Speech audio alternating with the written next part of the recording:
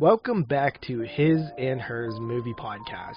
This is episode number 47, featuring a review of Deathcember, a horror advent calendar anthology. We'll explain more about that later.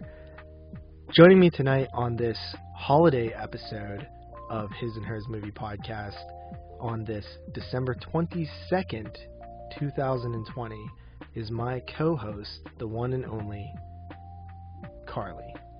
I'm JP, by the way. Yes, I am Carly. Hi. We are back for this Christmas episode. Yes, we are, and it is close to Christmas as we speak. It is. It is quite crazy. Are you done with all your wrapping, buddy? No, I haven't wrapped anything. Not one thing. Wrap it! Why do you wait until 3 days before Christmas? Did you tell me to wrap? No, buddy. I meant like W-R-A-P. Because I will spit a hot flow. Buddy, It's Christmas in Hollywood. Santa's back up in the hood, so meet me under the mistletoe. It's Hanukkah in Inglewood. The dreidel spinning in the hood, so meet me under the menorah. Let's get drunk. Buddy, is it really a hot flow if you're just taking it from another song? Nobody has ever heard that song. Maybe Watson. I'm sure he has. I guarantee it. Yeah.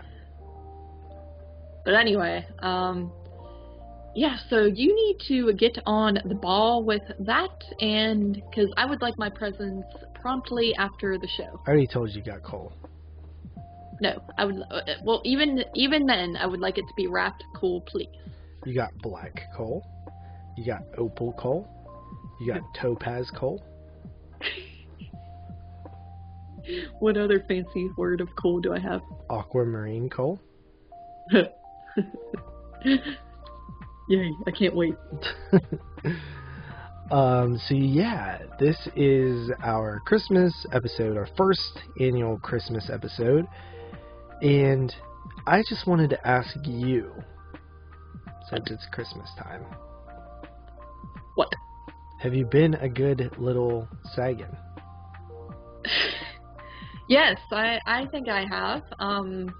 I think that my actions this year, if they were bad, were justified, and I feel that I've been a very good little John, and I deserve all my gifts. So, I don't know what about you? That. Well, how do you feel about yourself? Have you been a good little John? Always. When? Name one time. I will wait. I will wait. Always. Always means all the time. I see. Well, either way, we have both been good in our opinions, and we'll just have to see what Santa has to say about that, as he is the man with the plan. How about a nice football? Football. What's a football? So, have you been watching a lot of Christmas movies? No. Really? I think I watched about 12 or so, which is good enough, I think. Yeah, you watch movies for fun, but I, on the other hand, I'm trying to prep for, podcasts and whatnot. I watched Krampus and Santa's Sleigh, which I'm supposed to do on Movie versus Movie, hopefully, if we can do that on time, but I don't know, it's not looking good. That's not the best pairing. I mean, come on. What would be the best pairing? Well, Santa's Sleigh or like Silent Night, Deadly Night, maybe? We already did Silent Night, Deadly Night and Christmas Evil last year. Or maybe like Sint. Sint versus Krampus would be a better one, maybe. I don't know what Sint is. Sint is from Dick Moss, which rhymes with Chris Moss. Dude, that's a horrible name, Dick Moss. It's like you have moss on your dick. It might be Mass, I don't know. He is the guy that made The Lift in the 80s, which is a killer elevator film, but he also made what was the other one called? The Lift? Down, yeah, which is a remake of The Lift. And he also made Amsterdam, which is like a slasher from like Where's it from? Where's the place they went in Euro Trip? Amsterdam? I don't know. Oh, Amsterdam. Buddy. I'm stupid. Yeah. No, but dude, we both just picked a Christmas move and said we will pair them together. But to be fair, I mean, both are kind of horror comedies and both have like animated parts. So. Yeah, but Krampus is so much better of a movie. And I love Santa's Sleigh, but it's just no competition.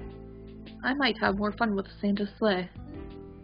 That's correct. I mean, I would rate it probably lower, but I don't know, dude. Krampus kind of loses a little bit of steam for me. It's only gained steam with me. No, it loses steam. But do you know what? Let me ask you this: what are your favorite Christmas movies? Horror.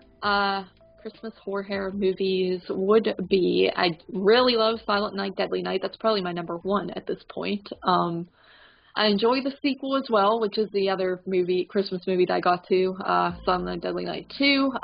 You also really like Silent Night, Deadly Night 5.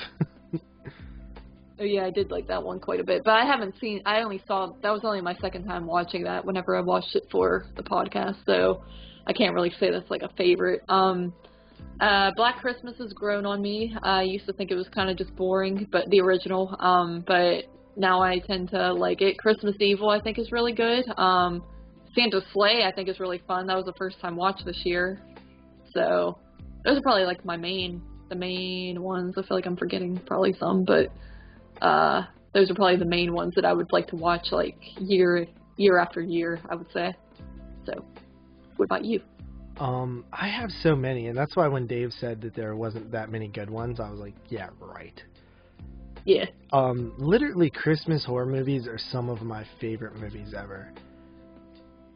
One that I absolutely love, I didn't watch it this year, but I usually watch it. I might pop some in on Christmas Eve, even though I'm supposed to be watching 2020 movies. I may still pop some in. And I think that I'll probably pop in Gremlins. Oh, I forgot all about Gremlins. Yeah.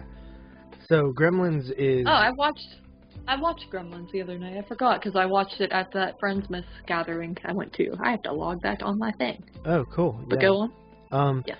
So yeah, Gremlins is an all-time classic for me. I also really... Krampus has grown on me a lot. And also... Dead End is like a hidden gem that I love. Have you ever seen that one? The one with Lin Shaye? Yeah. Yeah, I used to watch that. I watched that a few times when I was a kid, but I literally probably haven't seen it since I was maybe 8 years old. So I barely really. It would probably all come back to me if I watched it. But I remember I really liked it, and my mom always liked that one too. So. Yeah, I feel like in my head I didn't realize it was like a Christmas type move though. Yeah, to me it's a very good one. And then what else? Probably Inside is a phenomenal one, but that's not one that I'll always go to just simply because it's subtitled. And I don't know, I'm just I don't know, like subtitled movies aren't like go-to movies for me usually. Yeah, I feel you. I do. What else? I really love, like, Scent was really good. Which is, I guess if there's a few comedic moments in it, I really like Santa's Sleigh as well. The Children that I watched for the first time this year is really good. What else? I mean, there really are so many great ones. Silent Night, Deadly Night, of course. Yeah, I even really like Jack Frost. Oh yeah, I forgot about that too. I enjoy that as well. And you guys are a little hard on Jack Frost too, by the way. I don't think so. I think that movie sucks. I don't think you've watched. It's fun. It's a lot funner than I think you. I don't know, dude. I only watched it that one time though, to be honest. But I had fun with it at least, and I feel like you guys are just like no. But anyway, yes, there's a lot of Christmas horror movies, and there's a lot of ones that are of quality. Ooh, you know what one of my favorites is now? What? It is Better Watch Out. Absolutely love that one. Yeah, you did enjoy that quite a bit. Even the remake of Black Christmas, the first one. I like that movie too. Everyone hates on it, but I think it's a lot of fun. I think P2 is really good. I forgot about P2. That's one of my favorites as well. Even though it's like not super Christmassy, but it's still like pretty Christmassy. It's got some good stuff going for it. Alien Raiders is an underrated gem. I don't like alien movies. Well, it's kind of more like The Thing almost. Oh. Huh. A Cadaver Christmas. Have you ever seen that one? Never seen it. That one's really fun. Cool. Shoot, there's some other good ones too, I think. Red Christmas is pretty good, even though Red it's like Christmas. in Australia, so it's not the best snow atmosphere or anything, but it's pretty good. Yeah, I think so. Yeah. Yeah. But I think there's really a lot of good ones. Silent Night, Bloody Night. Yeah, that was pretty decent. That's an old one. 72 move. Yeah. I always like the titles of Christmas horror movies because they're always like puns or like based off songs, like Better Watch Out, Christmas Evil, Black Christmas instead of White Christmas, like Calvaire. Silent Night, Deadly Night. Oh yeah, Calvaire. That's a good one as well. Okay, so speaking of Christmas-based movies, one of the coolest things ever happened this week. Mikey Fish directed a faux trailer, a mock trailer, if you will. So the movie doesn't exist. He just made a trailer for a movie called Up on the Housetop, or Up on the Rooftop. Ooh. Did you watch it? No, I did see him post it, but I didn't get around to actually watching it. Dude, it is insanely well done. Yeah? I think it's brilliant. Like, for a fake trailer, it looks like the movie exists. And it has that Mikey Fish flair, too, because it's like, it looks like it's played super serious, but it's essentially like a killer reindeer film. Oh, no. I'll have to watch it. Yeah, definitely watch it. I mean, I would love Mikey Fish to get a chance to make this movie one day. Does he want to actually make it into a movie? Is that I think he said, like, hopefully one day he can. But it was so cool, man. Mikey Fish is a talented dude. Yeah, and he's funny. Yeah, I love that guy, man. He's awesome. And he's supported our show, 22 Shots, for so long, too, dude. I mean, I just love that guy, man. I think he's one of the coolest dudes in the community. Yeah, he's really nice, really cool. Yeah. And he looks like he's starting to become an actor and stuff, and he looks like he would have charisma and screen presence. So I really wish him the best, and I hope he does well. Yes, yes. Mikey Fish. FDVD. Actually, he I like likes how you DVD. censored that. FDVD. You messed it up. But the best is when he was pretending to be that Peter guy, and he like did that video. That was funny. That was so like spot on. Yeah, I agree. So I think I've done some tweaking to the audio, so it should be a little bit better. But I'm a little worried about this one because I turned my gain down for 22 shots because I think it was too high. But now I think it might be too low, so I'm worried. Yeah. Watson said that it sounded good on the last step. I know. But so just keep letting us know, guys. So, buddy, what are your favorite just regular Christmas moves? Like non-horror? Yes. Home Alone 1 and 2, which I did revisit this year, absolute classics. And then, honestly, Christmas Vacation. Those are really I don't think I've seen a ton of Christmas movies that aren't horror. Really? I feel like I'm surprised by that. Unless I'm forgetting some. But also another one is Ernest Saves Christmas, which I haven't seen in years, but I used to watch that as a kid. Oh, Christmas Nightmare Story. Before Christmas. Oh, A Christmas Story. Duh. Die Hard. I never seen Die Hard. Wait a minute. What? I offered that to you as a blind spot, and you said you had seen it. No, I didn't. Are you sure? Yeah, because I was even thinking, I was thinking, recently, I wonder why you didn't put that on my list, because I remember you saying that you used to make your other friends, watch that film because you felt that it was one everyone needed to see. Yeah, for sure.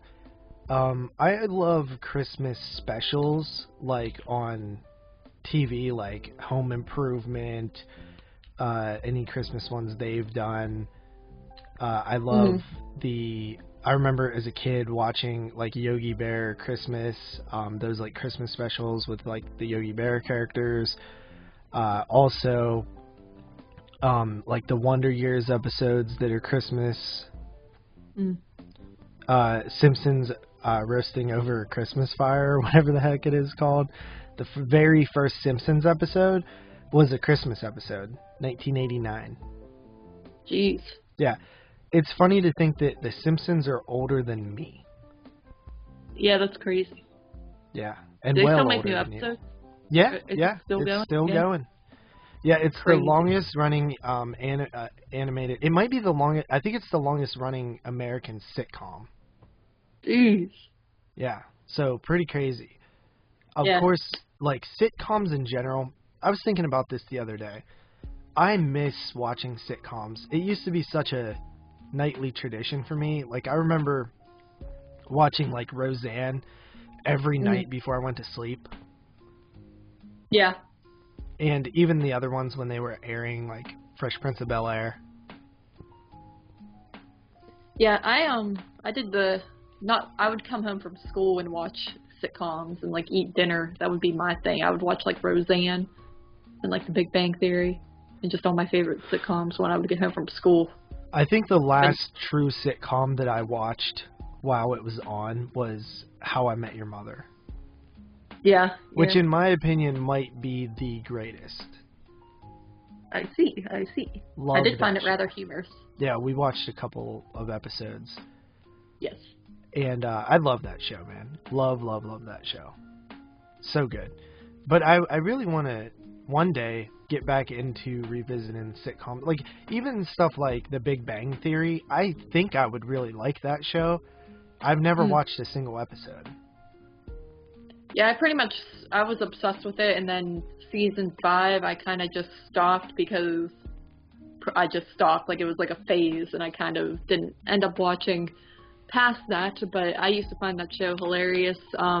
It's just weird. I don't watch any TV pretty much anymore, and it's just so weird because that was just my life growing up in high school, and now I feel all I do is watch movies.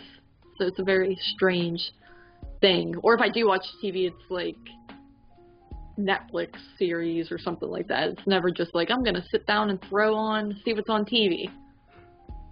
Yeah, I think, So quite strange. In particular, sitcoms. I still watch some TV, but sitcoms was a huge part of my life growing up. That 70s show I watched religiously. Yeah. And even those holiday specials, like Thanksgiving and Christmas and stuff. Mhm. Those are really fun. What is your favorite Christmas present you've ever got? Oh, God. Christmas present.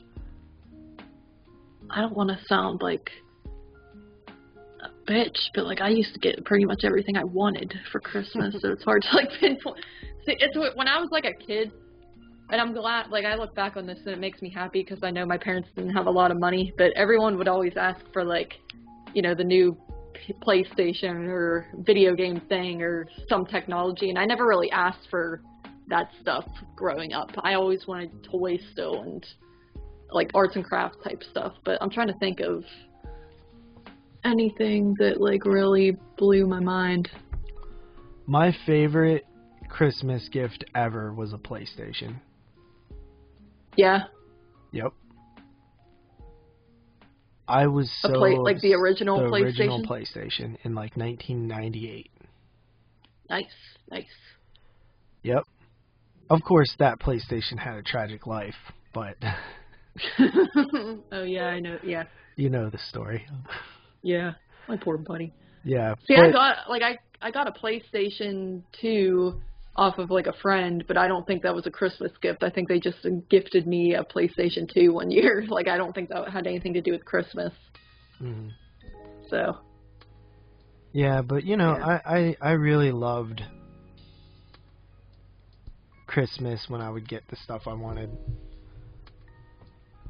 Yeah, dude, I would like I would just ask for like Polly Pockets and like Raggedy Ann dolls and basic stuff. I remember I got a saucer sled, like, or a saucer thingy to use in the snow, and I really enjoyed that because I used to love sled riding. I had a decent hill in my yard back in the day, so that was pretty exciting. But like, there's nothing that really stands out too much. I got another one of my favorite gifts was my first BB gun. Was it a Red Ryder BB gun? It was. It was a Daisy. Oh. Was Red Ryder Daisy? I don't know, buddy. Yeah, it was like a Daisy pump. Like a cool. lever action pump. Nice. Very nice. And then what else? I got some cool stuff. Hey, wait a minute. What? Did I buy that tech deck or did I leave it? I think you left it. Oh man, I wanted that for myself. Aw, buddy. We went Christmas shopping today and I found a tech deck, and I haven't had a tech deck in a long time, but I was obsessed with them when I was a kid. And I was going to play with it. You're stupid. Oh man. I'm sorry, buddy. It was only like $3 too. Yeah. Yeah, oh, that's well. okay though. Hey, it's all right. But yeah, dude. I mean, like that PlayStation was definitely my favorite. I remember I got 2 games with it. I got one called like 2 Extreme or something like that. It was like skateboarding, BMX. I think there was like luges in it. It was like a racing game. It was pretty fun. And then the other game that I got with it was amazing. It was Twisted Metal 2. Nice. And I played the hell out of Twisted Metal 2 with my cousin. I have never played that. Oh, it was so fun. It was really fun. Honestly, it was like one of the first Battle Royale games, honestly, if you think about it. Huh. So, cool. Yeah, those are some of the favorite Christmas presents and games and stuff. But, yeah, so I guess, do you want to go into what we watched, unless you have anything else? I did get a giant Barbie house when I was young, and that was pretty awesome. I've been sitting here the whole time racking my brain trying to remember gifts, and I completely gone blank.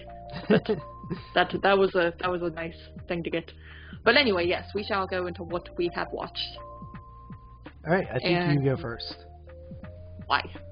Isn't it my blind spot this week? We both watched the blind spot, though. No, but wasn't it my turn? Or no, it was your turn. Wait. Yeah, oh yeah, this was my turn. This would have technically been my turn. So, wouldn't you go first? Yep. Yes. Alright, so where did I leave off on last week?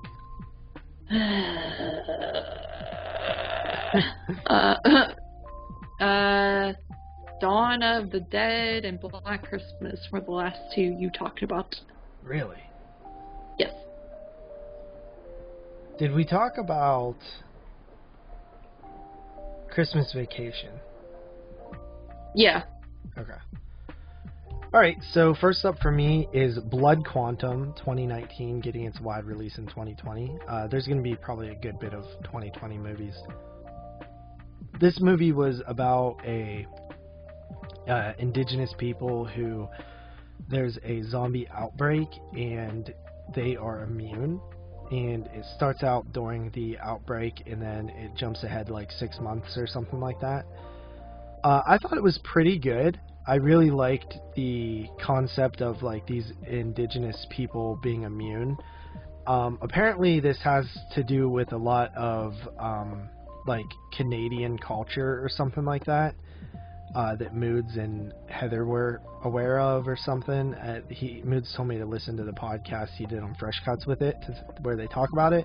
I haven't done that yet, but yeah, I thought it was pretty good, barring a few decisions and character motivations and stuff like that. They kind of got on my nerves a little bit, but I thought it was shot really well, and the cinematography and lighting and the look of the film was really good. So I gave that a 7.5 out of 10.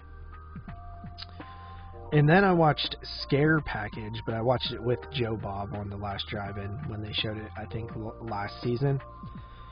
And this was a new 2019-2020 film from Shudder. It's a Shudder exclusive. It's an anthology film. I think there's like 8 or so segments in it, 8 or 9 or something like that. I felt like it was a bit long. And one of Joe Bob's big critique is like, there's just too many. It's 7 segments in a wraparound or 2 wraparounds or something. And I think Joe Bob was kind of saying like he thought it would have been better if they like limited to like 4 segments. And I agree. I think there's like 4 solid segments in there. One of the good ones was the opening called Cold Open. I thought that was really funny, a little meta in there. And then another one was the segment called like Part 4, The Final Kill, The Night He Came Back Again, Part 4, The Final Kill, which was like a little slasher segment type thing where they capture the slasher killer, but it's funny how it all plays out. And One Time in the Woods was good. And then the main story I thought was good, like the wraparound, which there's actually a really cool surprise cameo late in the movie. As far as the Joe Bob thing goes, they kept teasing Joe Bob where he's like, he was talking about the second movie, and they're like, that's not the second movie. And he's like, what do you mean? He's like, we changed Darcy's like, we changed the second movie. He's like, you can't change the second movie. I have to know what the movie is. Like, I do research for this. And they're like, nope. And the whole time he's like, what's the second movie? And they're like, nope, not telling you. But the second movie was Hogzilla, which is a movie that Joe Bob starred in from like 2008 or something like that hadn't been released. So Shudder kind of like got it released, I think. Oh. By reaching out to the director and stuff. I guess there was like legal issues with it, but I actually threw it on just to see like the opening when he talked about it and stuff. I didn't finish it, but yeah, it looks like a bad Killer Pig movie. But Scare Package I gave a 6.5 out of 10 too. And then I watched Z from 2019, which is about a... what the hell was it about? An imaginary friend? Oh yeah, the kid has an imaginary friend, and then there's like a twist with it, like being actually ingrained in the family longer and stuff. It was pretty cool. I thought there was some good jump scares, but it must not have been too cool considering I totally blanked on what the movie was about. Were you about to panic? You're like, buddy. Yeah, I was about to be like Dave Z, like, oh, I don't have my notes. I'm useless without my notes. But these are mental notes. I'm useless without my mental notes. You're stupid. But yeah, do you remember when Dave Z like thought he lost his notes that time and had like a panic attack? Yeah. Yeah, I forgot about that. That was good. I miss listening to Exploding Heads. Well, you could, buddy. You could. I haven't listened to them in well over a year. Buddy. I know. I stay up to date. They're funny still and still going strong. I just am not a huge fan of how, like, I like being able to listen to it on Spotify and stuff. Yeah, that's one thing that I wish wasn't a thing, is the Patreon setup. Because it's annoying. You can't go, like, I have to take a screenshot of where I am whenever I'm listening to it because it'll just replay back at the beginning. And then I have to go find my spot again. But other than that, it's fine. I cannot complain. Right. Well, I do plan on joining their Patreon to listen to their top 10 show, so nice. I will. I mean, 22 Shots is on their Patreon, but I think we're like, it's only like $1 or something. I think you need 3 to listen. Yeah.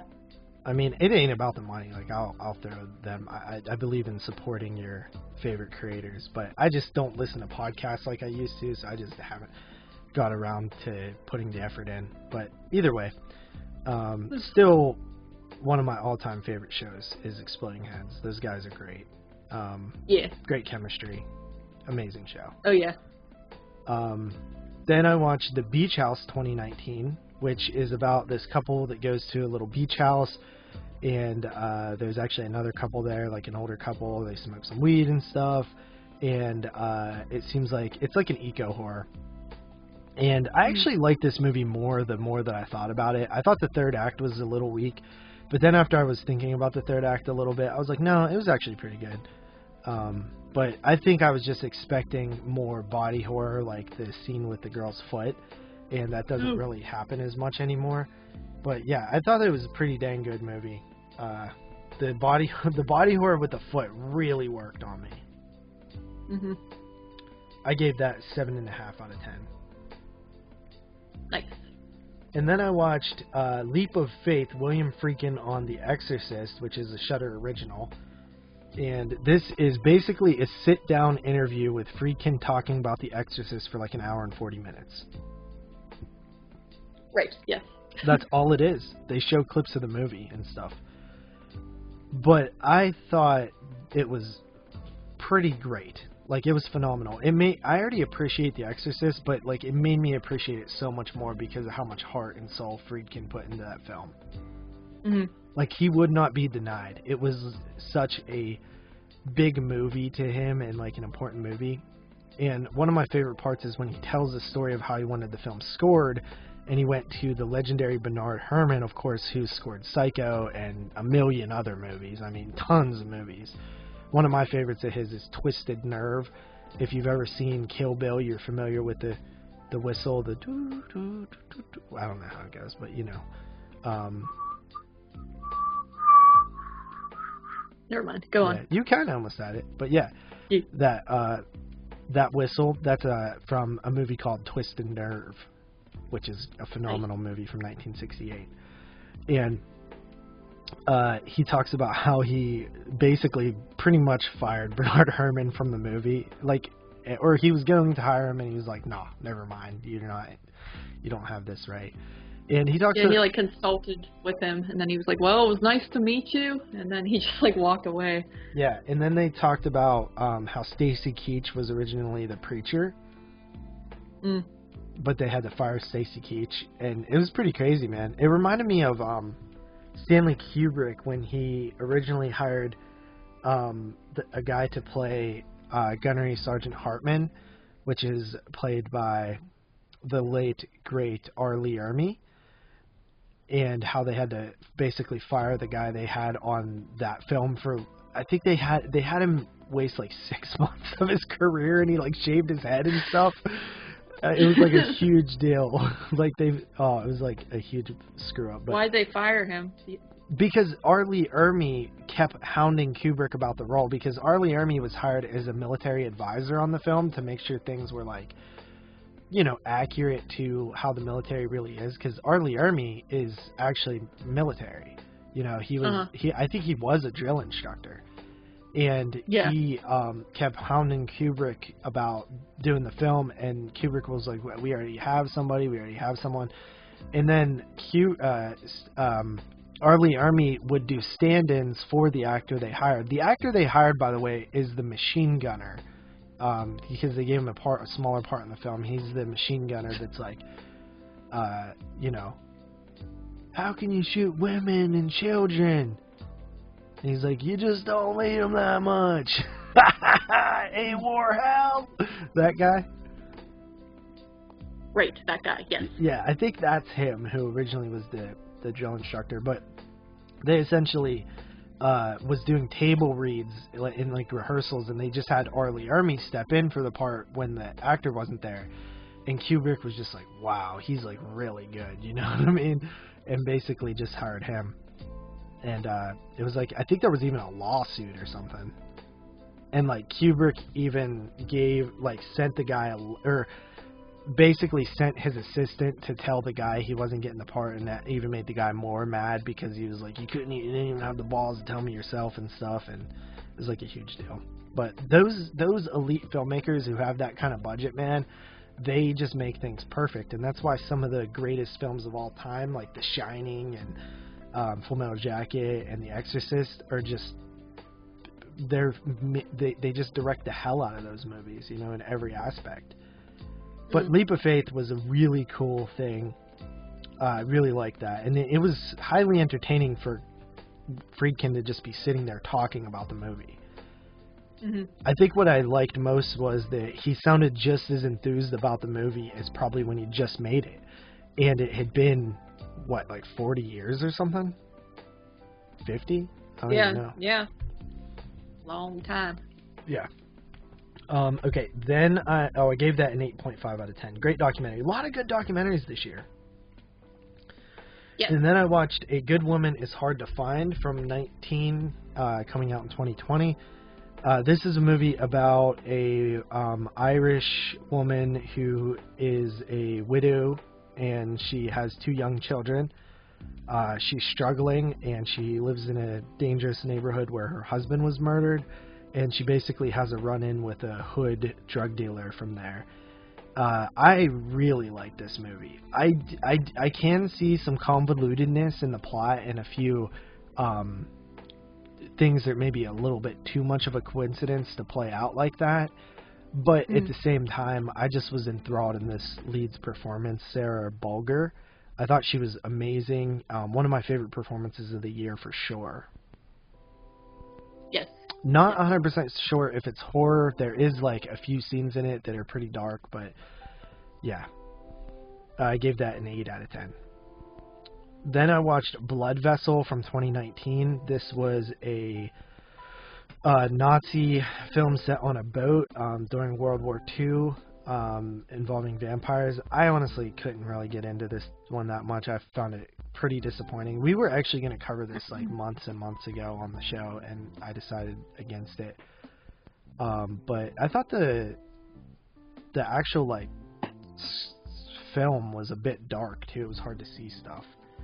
But it could have just been me. I don't know. Maybe I watched it on a tablet, so it could have been like my brightness or something on Shudder. But yeah, this is a Shudder exclusive. One of the weaker ones I've seen this year. I gave it a 6 out of 10. I see. Then I watched Home Alone from the year 1990. How many have you watched? A lot. I watched Home Alone from the year 1990. Basically, a kid is left home alone while his family fly to Paris, and they're kind of stuck there. And there's these 2 criminals who are robbing houses nearby because they're, you know, kind of wealthy and everybody's on vacation. Why do all these people go on vacation on Christmas? I don't know, buddy. They're probably bored with presents, so they're like, let's just go to Paris. Yeah. Because they're rich. And it stars Macaulay Culkin. I hate that name. Stupid. But yeah, Joe Pesci and Daniel Stern play the criminals. I mean, everybody knows this film. It's amazing. I absolutely love it. Dude, Joe Pesci is just great in this one. Like, he's just like, snakes. I don't know no snakes. Like, just his acting and like them getting hurt and stuff. It's slapstick. It works. It's just so fun. I give it a 10 out of 10. It's an absolute classic. Then I watched Spiral from 2020, which is a Shudder exclusive.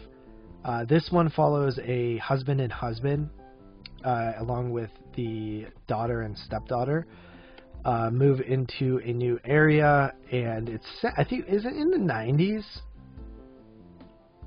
I think it might be. Yeah, I think it's set in the 90s or something. And there may or may not be like a cult next door. It deals with some, you know, prejudice and stuff like that against the gay community and gay husbands, I guess. And I thought it was really good. I really got on board with the lead, who is also not only gay but also a minority. They don't really play on the minority angle too much, but I'm sure that that's even harder.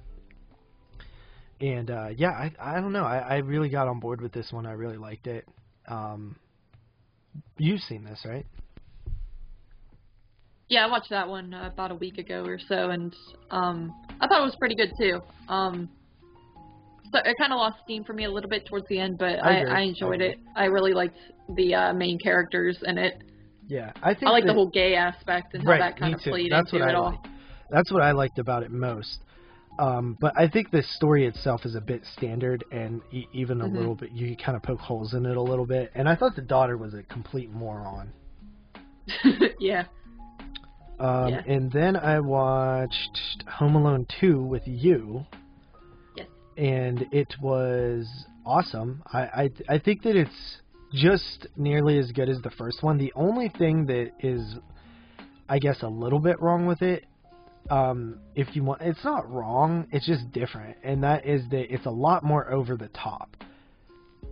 Like, even when Daniel Stern is getting electrocuted, like, you literally see a skeleton at one point. Right. And it's like, I don't think that's how that works, but Joe Pesci and Daniel Stern really go for it in this one. I actually think in the first one, Joe Pesci completely outshines Daniel Stern. I think in this one, Daniel Stern outshines Joe Pesci.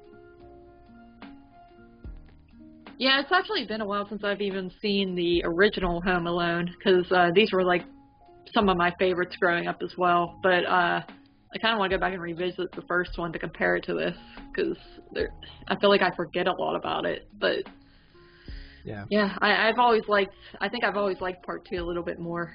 Yeah, it's more fun in terms of just like more happens. When I was a kid, the traps and like that whole sequence at the end, like the climax in the movie, always felt so long to me and like epic. And watching the original one, like, not as much happens as I thought.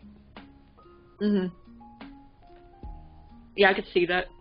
Okay, I gave that a 9.5 out of 10. Then I watched His House from 2020. This is about these immigrants from, or actually the refugees from, were they from South Africa? Yes, I believe so. Yes. They're in the UK. I was actually surprised this wasn't set in America, considering our like constant topic of immigration and stuff like that. But it's set in the UK, I believe, and these people are seeking asylum, and they're put in this sort of, I guess, like almost like halfway house thing. It's like a thing where like they have to live there while they go through their case and stuff like that, and there starts being some creepy stuff happening there. It also has to do with their daughter who died, and yeah, I really liked this one. I thought it was creepy. The fish out of water aspect really works, and one of my favorite scenes is when the woman is looking for a certain place, and she's like on the streets, and she comes across these like hood kids who are like making fun of her and stuff like that, of how she pronounces words. Meanwhile, they have these thick British accents and sound like morons. But funny. it was funny. It was funny. I was listening to Dave review this on his show, and he's like, I love how people who know one language are making fun of people who are on like their third language on their broken accents on their third language. You know what I mean? Yeah. It's like you can only speak one language, and you're giving this person who's like learned 2 or 3 different languages shit. And I'm like, it's so true, right? But yeah, I love that scene. Overall, I thought it was a really solid 2020 movie. I gave it an 8 out of 10. Yeah, I like that one too.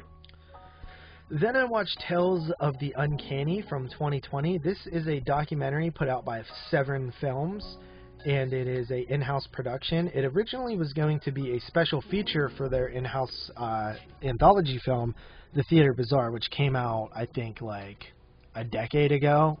I actually bought that at Walmart when it came out and watched it and thought it was pretty good. But they made a documentary. They were originally just going to make it as a special feature for that release, but it ended up turning into a full-blown documentary after doing a bunch of Zoom interviews during quarantine. So most of these interviews are conducted off of Zoom, and they vary in quality of clearness and also the audio. But they did manage to, I assume, cut any major glitches and audio troubles, because it does play pretty seamlessly, but you could tell that some of them are a little bit stuttery and stuff like that. But yeah, they basically go through the history of anthology films all the way dating back to 1919, where I believe the first anthology film came out, all the way up into semi-present day. And they spend a lot of time in the early stuff from like the 50s and 60s and the Amicus films of the 70s. And then they briefly touch on the 80s and 90s and like stuff like Trick or Treat. And they also talk about the TV shows like Tales from the Dark Side and Tales from the Crypt and stuff like that. But they gloss over a lot of stuff. I wish they actually spent more time on certain titles. Like they mentioned Tales from the Hood, and I'm like, there's so much to talk about Tales from the Hood, and they give it about a minute of time.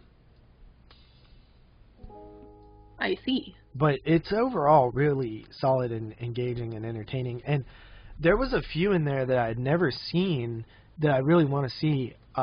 Specifically, Mario Bava's Black Sabbath, which seems frankly amazing. Yeah. I think it looked so scary. Oh, okay. Yeah, the one segment is about a woman who is like taking care of a woman who dies, and she steals her jewelry or something like that, and it is creepy looking. Ooh.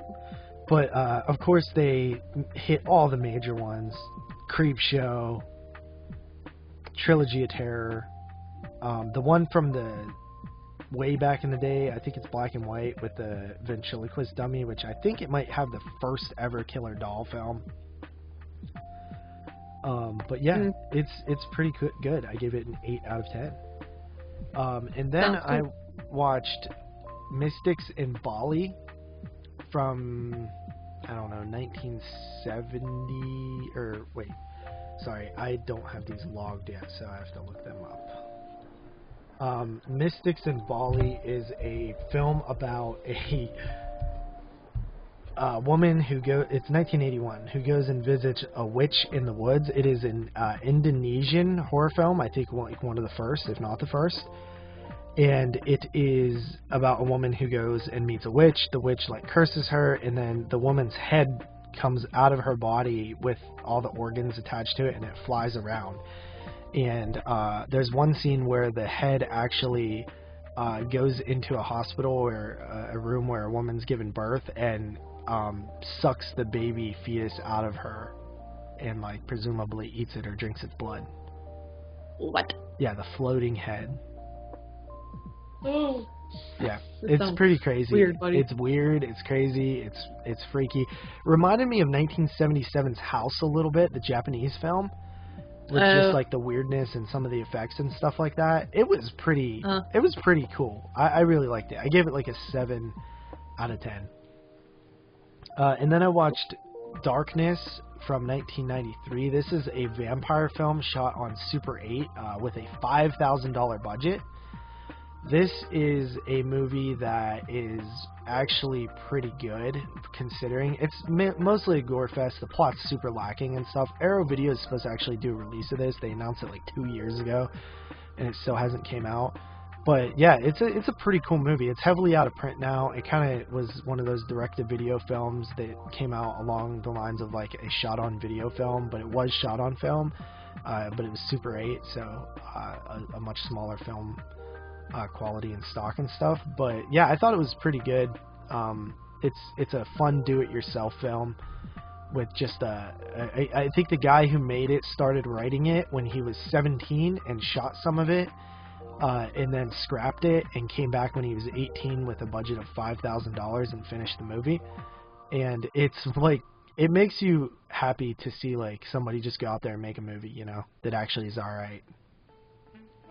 Yes. So I gave that a 6.5 out of 10.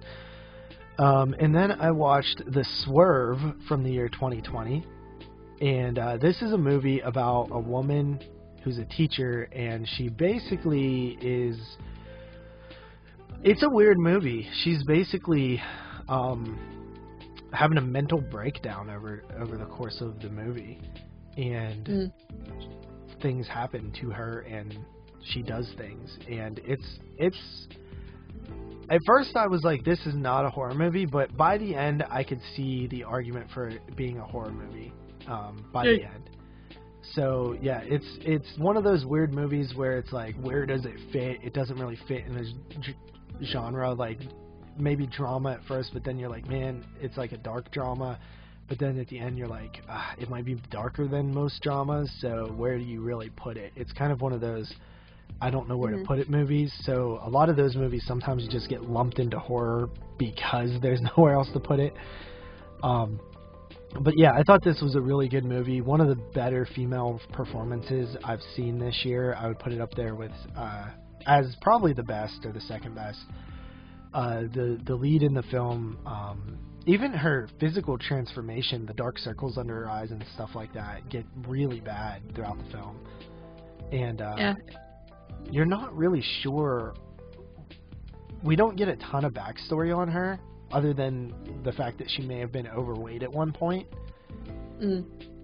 But we don't really get a lot on her, on like why she's this way. Right. But it makes you interested. So yeah, I really like that one. I give it an 8.5 out of 10. And then the final film that I watched is Rent-A-Pal from 2020. And this is one that I thought was going to be weak based on the title. I kind of avoided this one based on the title. It just sounded stupid to me. I pictured a robot. Yeah. And but I kept seeing it on everybody's list, so I was like, I guess I gotta watch it. And it's not a robot film at all. It's about this guy who's caring for his mother with dementia or Alzheimer's, and it's set in the 90s, and he's trying to date using one of those like video package, it's called Video Rendezvous, where you send in like a video tape and they try to match you with somebody. And he finds this tape called Rent-A-Pal at the Video Rendezvous place, where it's basically a guy on camera and he's talking to you as if he's talking to you. And he just throws it in at first, and he's kind of casually watching it, and then he starts casually responding to it. And then obviously with a tape like that, it's timed, so they'll be like, how was your day today? And then they'll pause and then let you talk about it. But obviously some people's stories can be longer, some people's stories going to be shorter.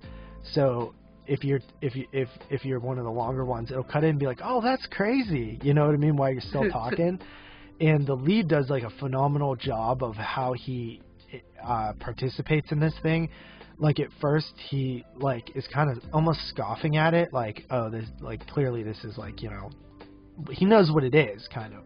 But then he starts buying into it, and he actually starts maneuvering his responses to be timed correctly. And I thought that was the most brilliant aspect of it. And one of the first examples of this is when they play Go Fish, and the dude on the tape's like, you got any 4s? And he's like, no, Go Fish. And he's like, oh, awesome, 2 4s. And the dude looks down at his hand, and he's like, it's like this subtle, awkward, like, give-in moment where he sits down a 5 and just pretends it's a 4. And that scene alone basically dictates the rest of the film. That scene is so brilliant. I thought that scene was genius because it shows him set down his guard completely on this tape and completely rock with it at that point. And boy, I thought this movie was pretty incredible. I think it's definitely one of the best films of the year, but I didn't really like it that much, if that makes sense. Ooh. And the reason is because it's very mean-spirited to me, which is normally not a problem. But the subject matter of this film with the mother and stuff is a bit hard for me right now. It's a bit close to home presently. So it really bugged me in like sort of an unhealthy way. Yeah. So that was my biggest gripe with it, and it was all just personal. So I do think the movie is a great movie. It was just a little hard for me to watch. Mhm. But I gave that one I'm at an 8.5, but I could go to a 9. It really did blow me away, kind of. Nice. And that is all the films I watched. You want to talk about your blind spot? We'll do the blind spots together. Okay. All right. Hi guys. Remember me? I'm Carly. So I shall talk about myself now. Okay. So first up, I watched The Deeper You Dig on Shudder, 2019. And this movie was basically about, you have this mom and this daughter at the beginning, and the mom's like a psychic, and her daughter's kind of, you know, a little bit gothy, wears dark lipstick and stuff, and you see they have a really good relationship. And basically, like, at the start of the film, like, right off the bat, the daughter ends up dying, and this guy is responsible for it, and he's trying to hide the fact that he did it because he's, you see that he's got some alcohol problems, and he's trying to fix up this house. They kind of live in the middle of nowhere, and you know, he doesn't want anyone to find out that he's responsible for it. The mother, of course, is looking for the daughter and keeps coming around. And the guy starts getting haunted by just visions of the daughter, and he's unsure if it's all in his head or if it's real or what. And that's kind of like how the story goes. I really dug this movie. I'm pretty sure this was like a low-budget film. What is it? The Deeper You Dig. Oh, yeah. I saw this last year. Yeah, what did you like it? I thought it was okay. Oh, okay. Well, I thought it was really good. Up until, like, I would say, final parts, the ending, I kind of felt like it fell apart a little bit, and it wasn't making much sense. Like, I didn't really understand what all they were trying to do there, but for what it was, I thought it was good. Like, I thought the beginning portions were very eerie. The setting is creepy. It's kind of winter time, and like I said, the middle of nowhere. They kind of live off the grid, like in the woods. And I really enjoyed like the main actors, like the mom and the guy involved. So all in all, I liked it quite a bit. I gave it like an 8 out of 10. So really enjoyed that. Then after that, on Shudder as well, I watched La Llorona from 2019. And this movie it's a Spanish film, so it was subtitled. Yeah, it was subtitled. And it was about this guy who is, I believe, being charged for war crimes. He's like a war criminal, and he's also like very sick. I believe he's terminally ill.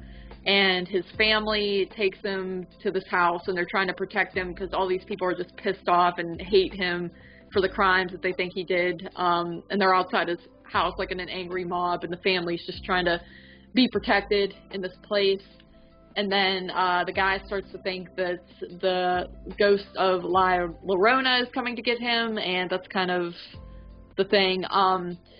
Yeah, I was pretty bored by this movie, honestly. There's not a whole lot of horror until, like, how many more did towards you the watch? end. Buddy! What? You watched literally 55. I counted, it was 55. Shut up. Anyway, La Llorona. I do not recommend this movie. I thought it was quite boring. And, like I said, it doesn't really get very creepy. I thought it was going to be creepy, but it really doesn't get anything like that until closer to the end, and at that point, I just don't care anymore. So that was that. Then after that, I watched a movie called Spontaneous from 2020, and this is one I did not know about at all. Dave Parker actually messaged me on Facebook and said, hey, I'm watching this movie right now. I think you will really like it because you liked Knives and Skin last year. I feel like you would enjoy it. So I was like, okay, I'll give it a shot.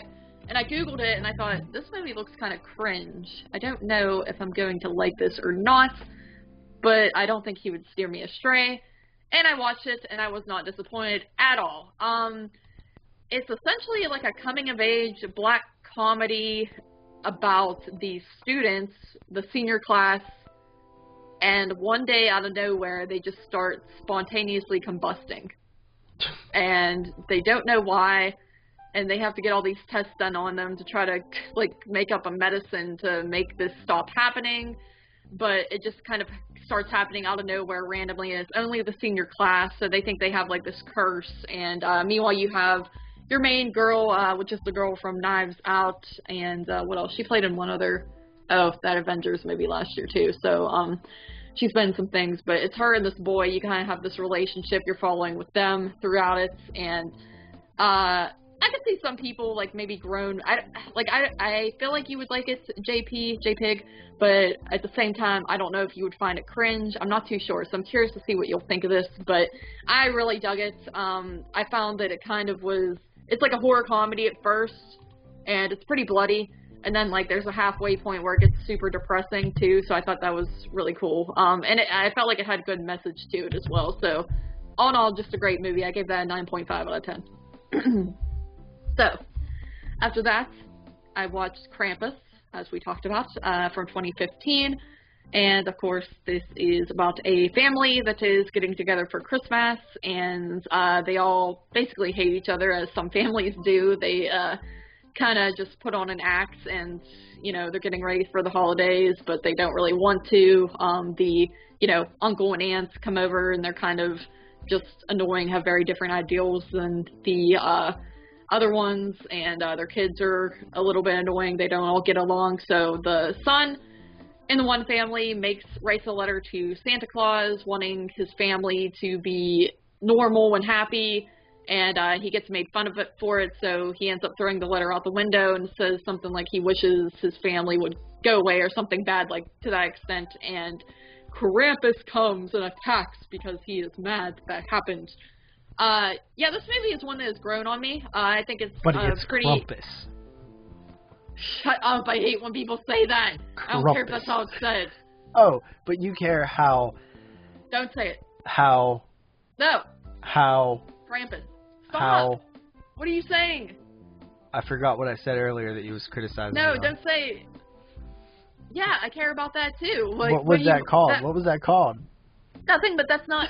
What was I saying? You're making it sound like I don't care about this, but I care about that. I don't want to say it. It's going to cringe me. What did I say? You know what you said. No, I didn't. I forget. Think about the one word in your life that you say wrong.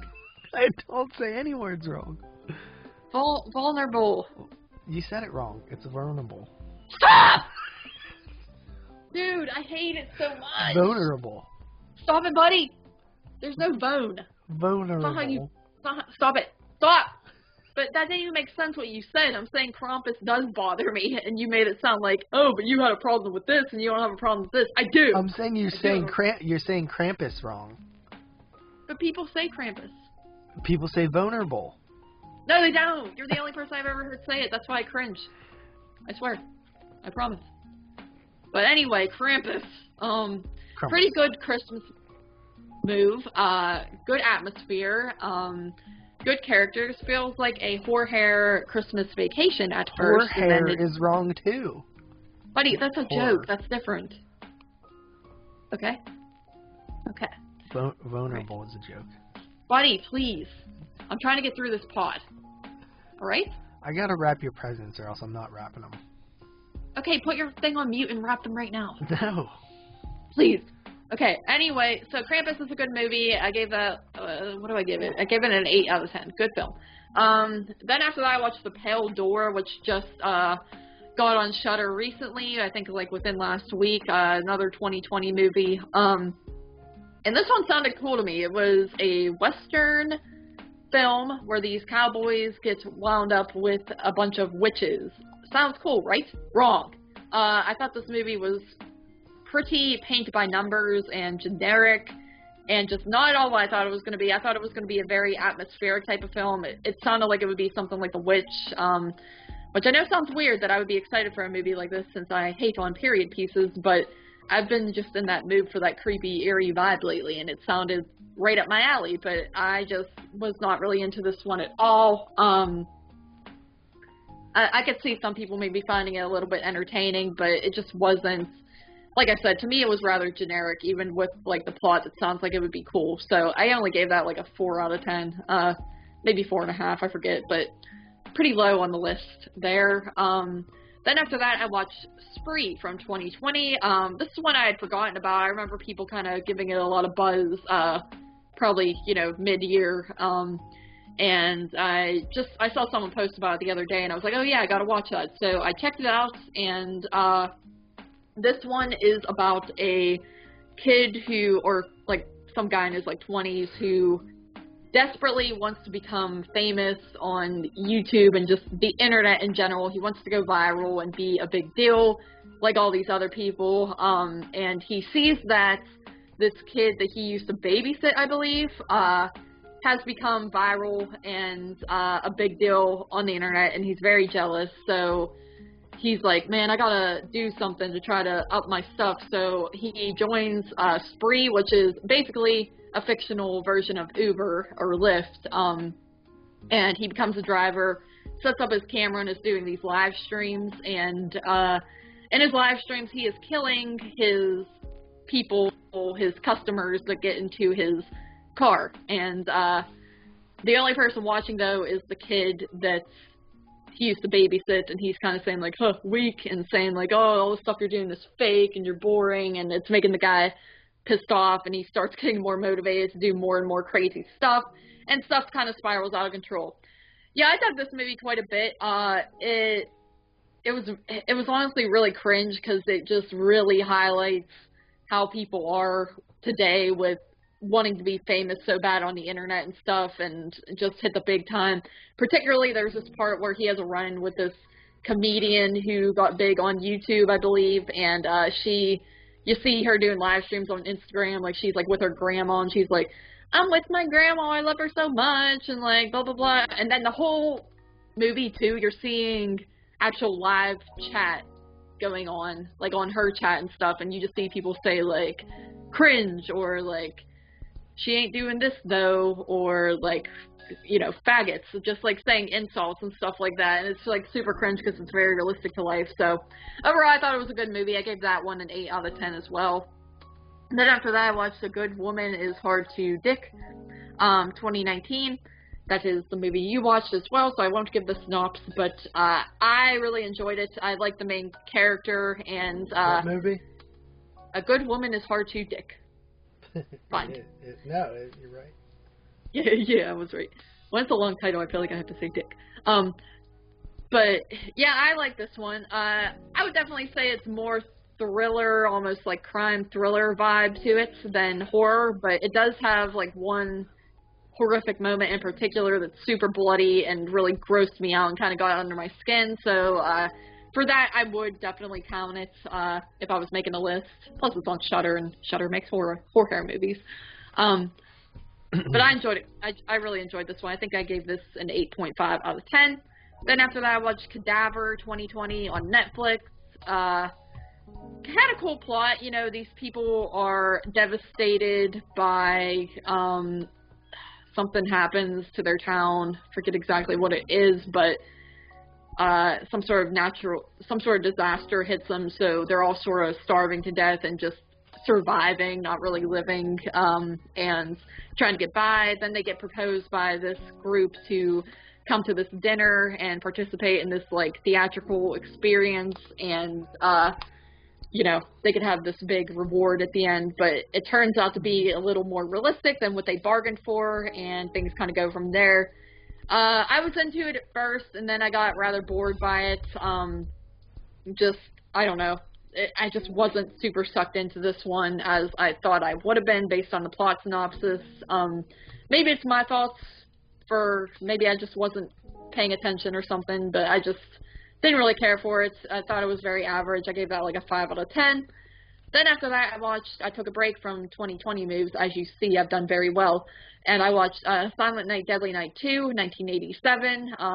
Watched it with the Joe Bob thing, and I just felt like watching it. I felt like watching Silent Night, Deadly Night, honestly. The other day I was at a friend's gathering, get-together for Christmas, and we were watching on YouTube a kill count thing for Silent Night, Deadly Night, and then we put on the one for part 2, and it got me really wanting to revisit one of the movies, so I figured Silent Night, Deadly Night 2 kills two birds with one stone. You get the first movie, and then you get a horrible, laughable other movie. So, yeah, it's really entertaining. I mean, Eric Freeman, his character as Ricky, is just, it makes you laugh every time. It never gets old. He's just so over-dramatic with every single line. What did Joe Bob say? What did he say? Yeah. About what? You told me he said something really funny. About dude? The dude? Oh God, what did he say? You said it, buddy. You told me. When did I say it? You Weird. said about, what the, movie's about. What the movie's about. It is about. Dude, come on. You just told me. You mean this. the flashback stuff? Yeah, whatever he said about. Yeah. He said, he was like talking about, he was like, okay, so, you know, as the movie goes on, it was like halfway through the film, he's like, you're getting these, flashbacks. Oh, no, he says, like, anytime someone gets their shirt ripped off in this film, it triggers these flashbacks to Ricky. Then he's like, oh, no, I'm sorry, it causes him to go into the mind of Billy, his brother, and trigger those horrible flashbacks of when he saw his mother get raped because Ricky was a baby and couldn't see that happen. Yeah, that was funny. I forget how he worded it exactly, but it was you like, oh no, I'm better sorry. the first time, but yeah, I get the point. Oh, thanks. Yeah, Garbage Day. Good move. Garbage really good. Day. I rate it. It's impossible to really rate this movie. I give it like an 8 out of 10 for my own enjoyment, but in reality it's like a 2 out of 10 because it's a horrible, I think I gave acting. it a 2.5 when I first seen it, but I'm at like a 7 now. Yeah, like it's great in all the, like, honestly, like, it's just so much fun. Yeah, I love it. I just like his eyebrows and just going too fast for you, Doc. Like, everything he says is like smart ass and like so stupid. Yeah. It's just over dramatic. This movie was made because the editor, the rights got bought by like Lionsgate or somebody, I don't remember. And there was an editor working for the studio, and they're like, hey, can you make, we got the rights to Silent Night, Deadly Night, can you re-edit it and make it a new movie? And the editor's like, no. He's like, no matter what I do, it's still going to be the same movie.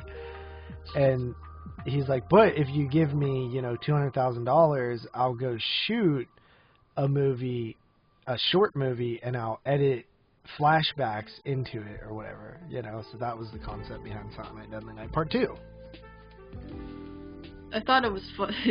My favorite part of it is when you're seeing parts of Silent Night, Deadly Night 1, and like it'll be Billy, the part where he's like walking on the road, and it's like, oh, they thought they caught him, and it shows that whole scene where they go to the wrong house, and it's the dad going up into the window, and they're like, but Billy was always ahead of the game. He knew those roads like the back of his hand. He knew exactly where he was going. Like, just the dumbest stuff. Like, you would not know any of this. Right.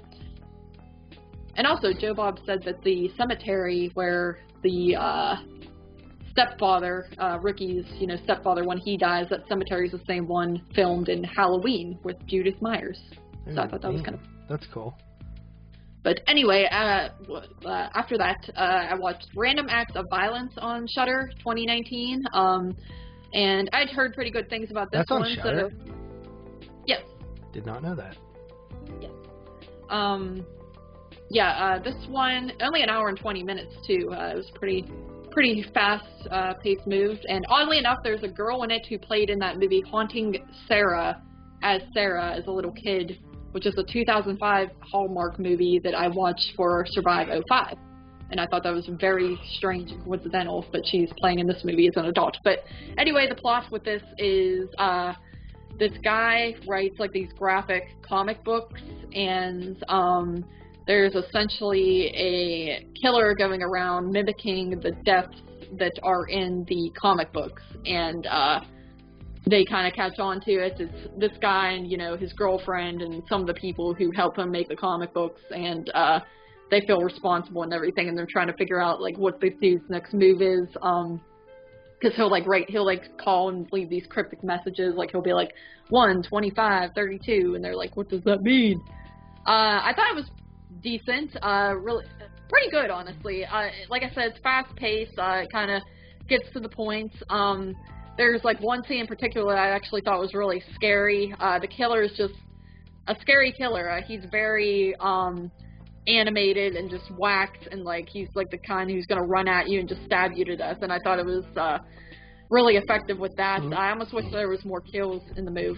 What was that? Nothing. What was that? Nothing.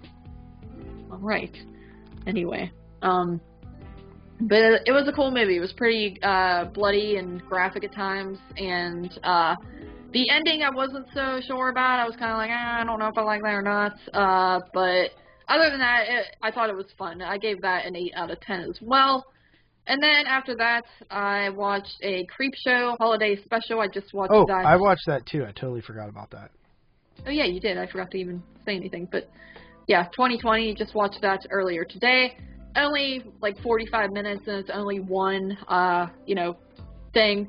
I love the creeper, the creeper guy. What? You said it's one thing. I said story. Oh yes. Whatever, dude. I love the creeper guy, like, at the beginning and the end, and how they incorporate him throughout the show. So I think he's like really creepy looking. But the story itself, I thought was, it was fun. It was entertaining. About these people who all meet up at this sort of meeting because they all find out that they have the ability to transform into some sort of animal, and so they're in like this sort of group. Dexter, stop burping on the mic. Sorry, my dog was burping. No, buddy, that sounded like your voice and a human burp, and dogs don't do that. But anyway, I thought it was pretty fun. I feel like you probably liked it a little bit more than me, but it was a little out there. I really the same as you. I gave it a 7. Oh, really? Okay, cool. Yeah. It was like an in and out type of thing.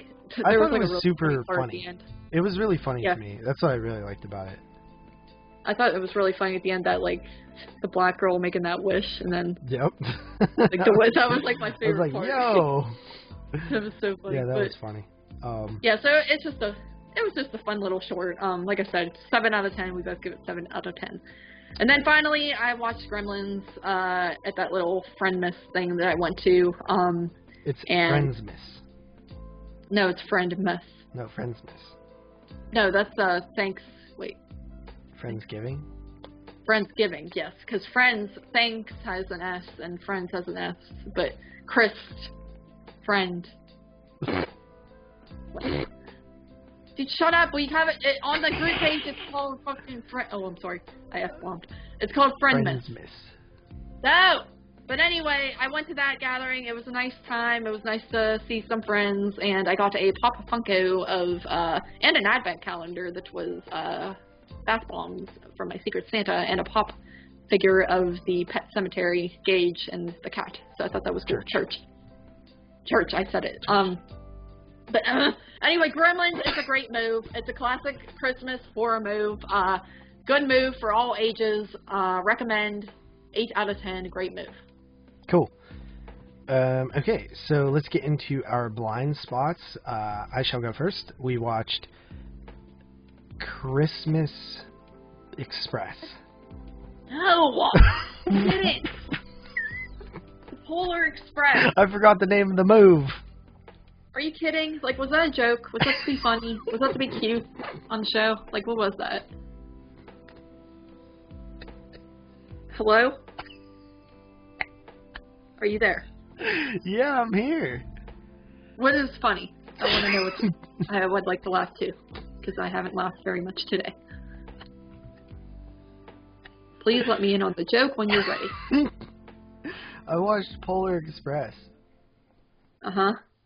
With you. Yeah, we watched it from 2004. From 2004. It's about this kid who doesn't believe in Santa Claus, and a train comes out in the middle of the night and picks him up, and there's all these other kids on it, and take him to the North Pole, and it's an adventure. You made it sound lame. I think the plot sounds lame, buddy. I guess, but you didn't have to say a train. You could have said the Polar Express. It's a train. Okay, what did you think of it then? I really liked it. I thought that it had good heart, especially by the end. It actually made me like warm feeling inside at the very end, the narration. Mm-hmm. And then I thought that the animation may have been a little dated. It looked like a video game. It really did. But I bet at the time it looked like phenomenal. I think that's why they do so many of those train sequences, like on top of the train where it's like going down crazy hills and stuff. That was probably really thrilling back in 2004. Dude, I'm not even kidding. Like, when I first saw the movie, I was like, wow, this looks like, these characters look like human. This doesn't even look animated. But now I agree with that. I do think it's a super dated. And that's like my one thing with the movie. But yeah, this movie is very nostalgic for me, and it's one that I've always loved. Yeah. So I'm glad you liked it. I did like it. You thought that I didn't, but I did like it. It's a good movie. It didn't blow me away, but I could see, like, if you saw this when you were growing up, like, it would be a classic, you know? But I didn't have that nostalgia for it. I've always been interested in seeing it. I always liked the cover. I think that the cover looks, like, incredibly atmospheric. Mm-hmm. I don't think the movie necessarily captured that cold, like, feeling that I was hoping for. Well, buddy, the ghostly thing was always creepy to me. Yeah. But Tom Hanks is in it. Mm-hmm. He plays like every character. Yeah. Yeah. It's a pretty cool movie, though. I gave it a 7.5 out of 10. Oh. What'd you rate? I give it an 8.5. Now, back in the day, I would probably like give it a 10, but I think the animation being dated now like kind of takes it down a few notches for me, just because I was like a huge thing back then, and I was just like, oh wow, that's what I thought was so great. But I do like that it looks like a video game. I wonder if there is a video game of this move. There should be. No, but I saw the book today at Walmart.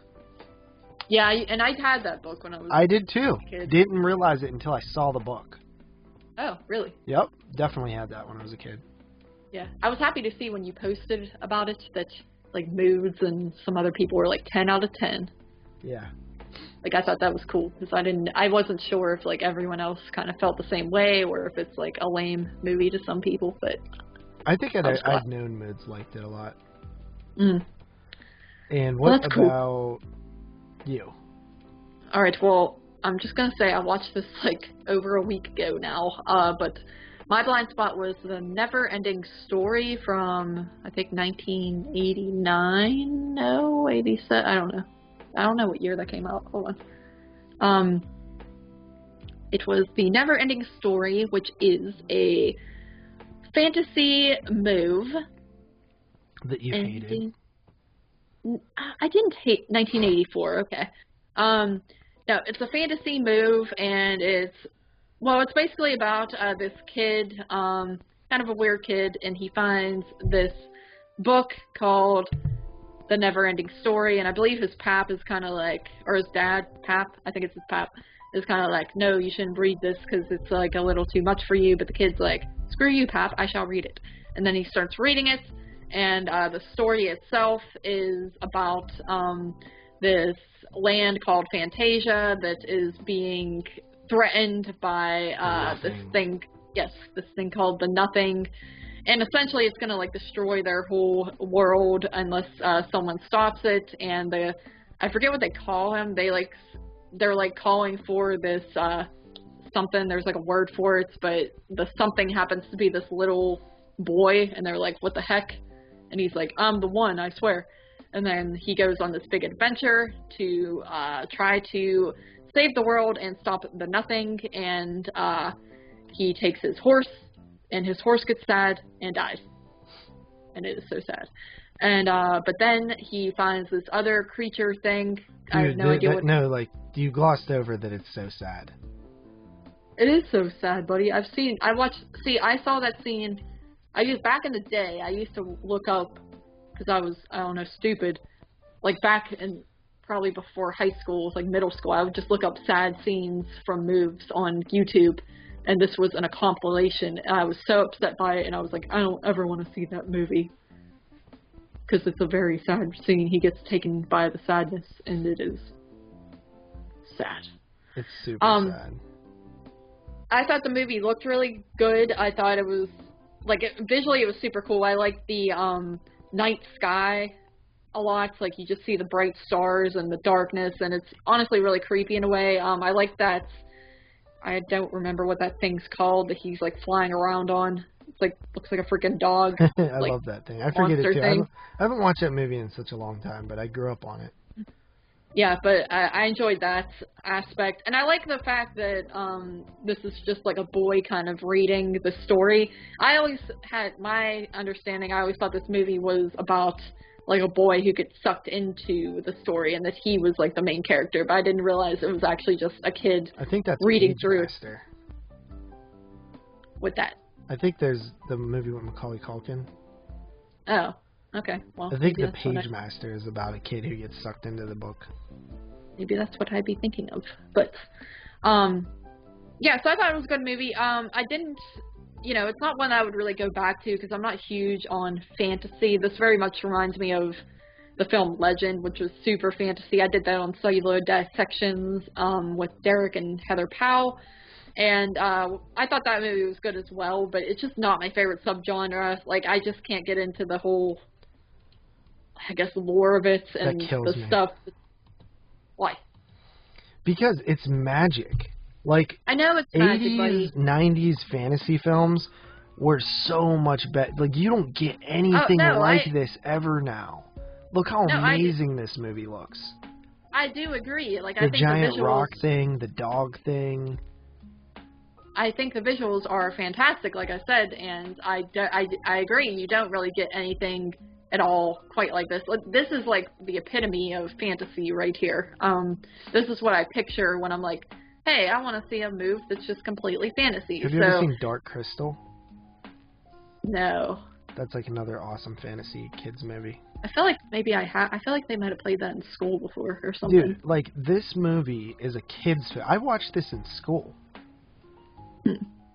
And it's dark. It is dark. They don't do this anymore. You're right. They don't. They don't. It's a good movie. Just not one that I would really go back to because I'm a big fan of fantasy. I gave this a 7.5 out of 10. Douchebag. I wanted you to love it. I'm sorry, buddy. I know you did. The film is based on a book. There was a sequel to this film called The Neverending Story 2 that came out in 1990. I've seen it, don't really remember it too much. And then there was a one that came out in 1994 called Neverending Story 3, Escape from Fantasia. Which I think I'd seen, but I know for a fact that on, like, you know, did you ever, in like the wintertime when you had recess, did you guys just watch movies? No, we would just, we had playtime, like, inside school. Like, we had toys and stuff to play with, like, inside class. I would say, like, 3 times a week we would watch movies in the winter in school.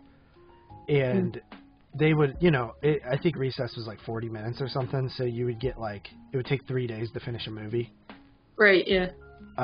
But every time they would put in a VHS tape, which, by the way, we didn't have DVDs when I was a kid in elementary school.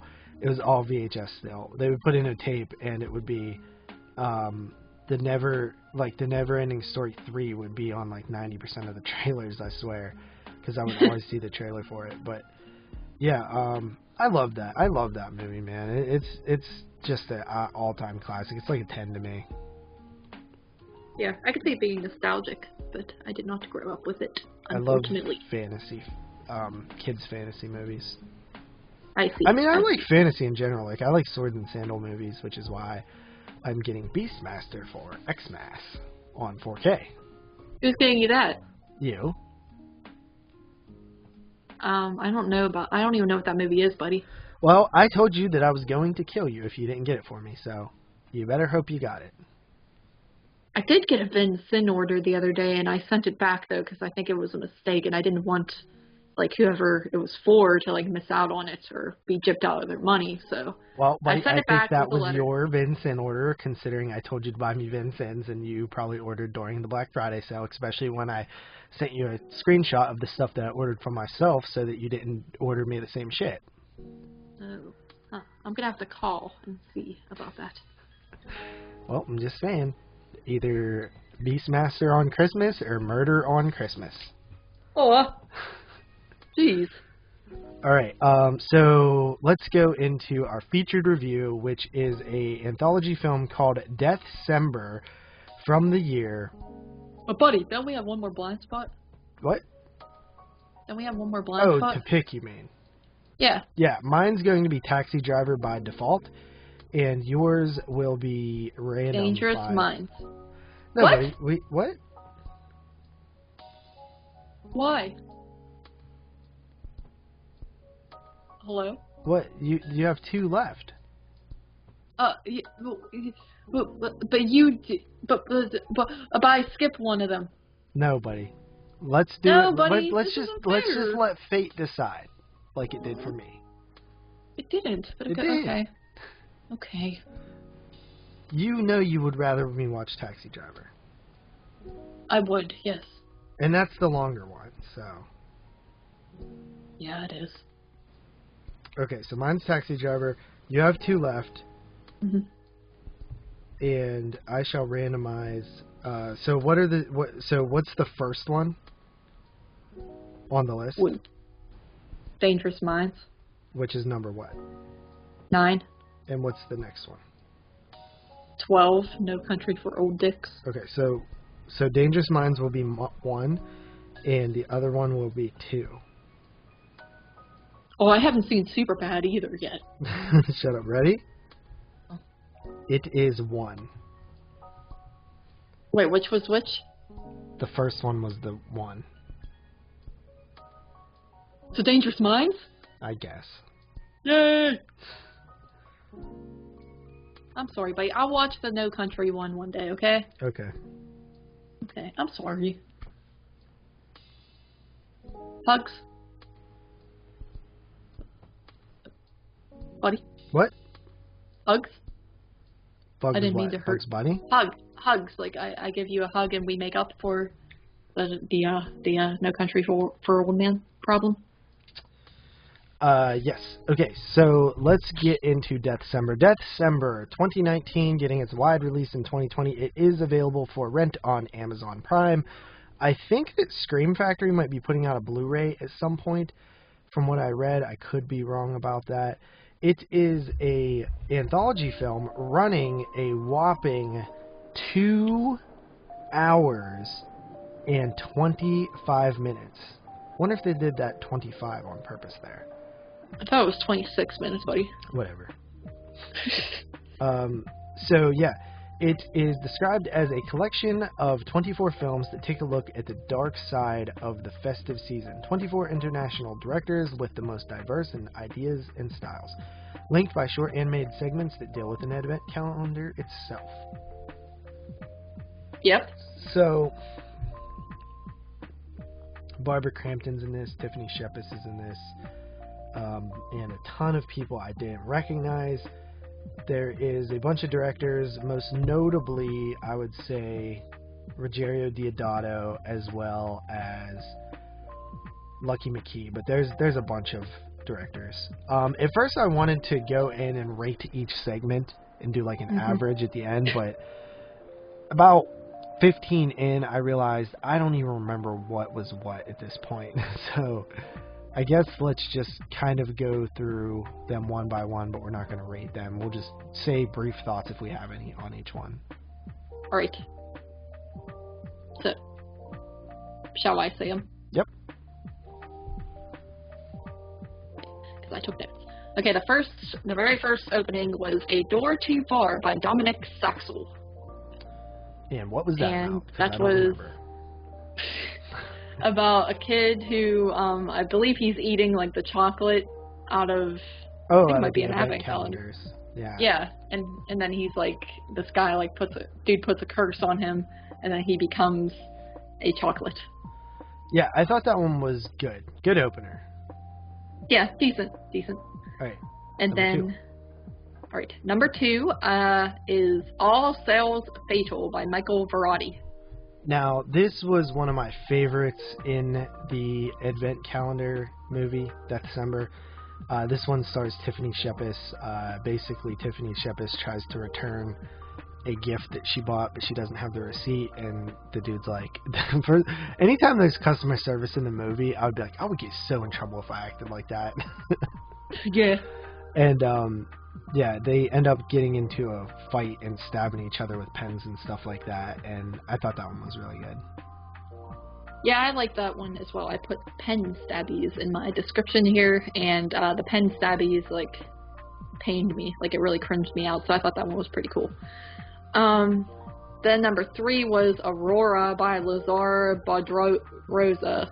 This was the worst one in the movie, to me. I have no idea what even happened in this one. Like, I didn't understand what was really going on. It's set in, like, December 24th, 25th, like 3030 or something. I don't know what the hell was going on. It looked cool visually. It's like, I think they're just like, oh, I have access to these really cool special effects. I'll just make my movie about that, and then nothing happened. Yeah, literally nothing happened. So, and it's very not out of all of them, it's like not Christmassy. Number 4 was Xmas on Fire by Florian Farichs, which is basically Reservoir Dogs. Oh yeah, that one. That was one of my favorites too. So right away, we're starting off with like 3 good ones, 1 bad one. I was pretty good with this. Yeah, this one was cool. It was basically a parody kind of on Reservoir Dogs, but set on Christmas. It was fun, and I really liked the little Reservoir Dogs nods. Yeah, it was funny. They do some funny stuff at the beginning. It was even told like out of sync, but like obnoxiously, to kind of like parody the Tarantino effect and stuff. I thought it was cool. Yeah, that one was cool. All right, and then number 5 was, I have no idea, Villain Sistos Isaac Esbon, and that is the one with the relative who's on his deathbed, and then the carolers are singing. Yes. That's crazy that was what that one was. Because these are all mostly good up until this point. Yeah, except for that third one. This is like probably I thought that one was much later. Yeah. This is a really simple but effective one where a relative is dying, and they have the like monitor in there, and it flatlines. It's like me, and then like they notice that when the Christmas carolers are singing, he comes back to life.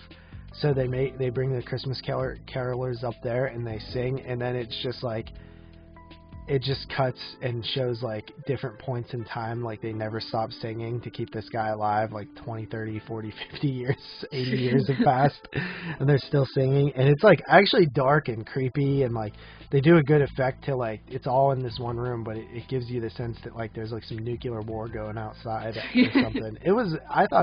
It's definitely, I think it's one of the best of the bunch. Mhm.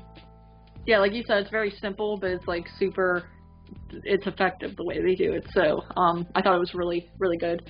And then after that, we have Joy to the Girls by Sonia Escalano. I'm probably saying these all wrong. And this is the one where the man is invited to that party with all these females who are like drinking wine and dancing around him. And then it becomes like sort of like a ritualistic thing.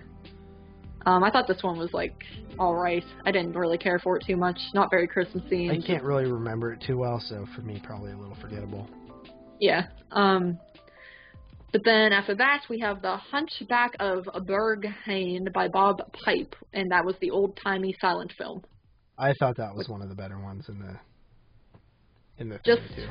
Just like filming wise, it was like great. It looked like a silent story. film. Yeah, it looked great. And the story was cool too for how short it was. Right. Then after that we had Family Matters. This is number 8 by Steve DeRuver.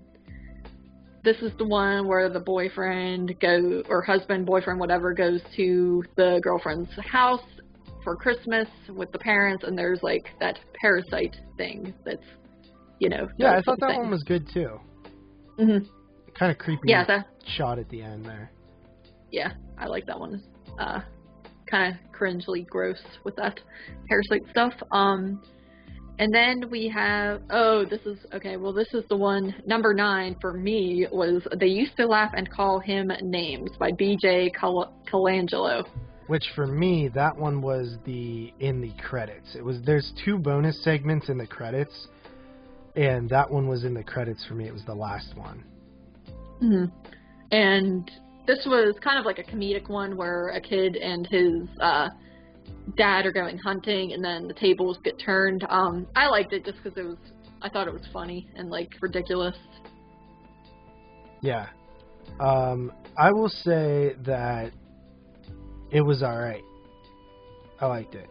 But the real segment that is supposed to be there is, you know who this is? B.J. Colangelo.